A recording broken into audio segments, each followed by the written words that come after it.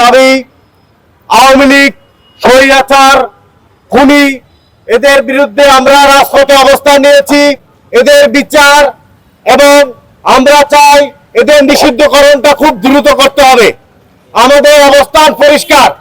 বাংলাদেশের প্রেক্ষাপটে বিভিন্ন রাজনৈতিক দল বর্তমানে যার যার অবস্থান নিয়ে আছে।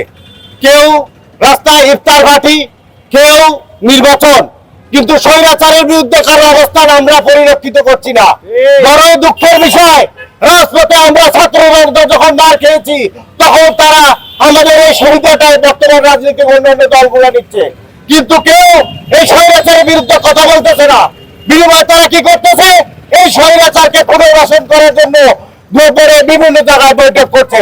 আপনারা খুব দ্রুত এই আওয়ামী লীগ ফ্যাসিবাদীকে বিচারের আওতায় এনে বাংলাদেশে চিরস্থায়ীভাবে নিষিদ্ধ ঘোষণা করুন।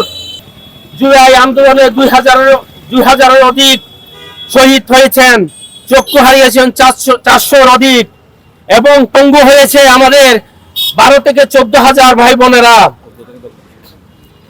এবং আমি সবার কাছে বলতে চাই, এসবের বিচার হওয়ার আগে ওদের কোনো পুনর্বাসন নয়, আগে সব গুম খুন হত্যা এবং সবার বিচার হতে হবে।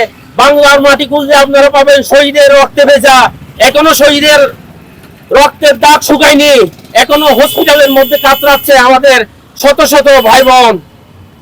যে রক্তের বিনিময়ে আমরা আজ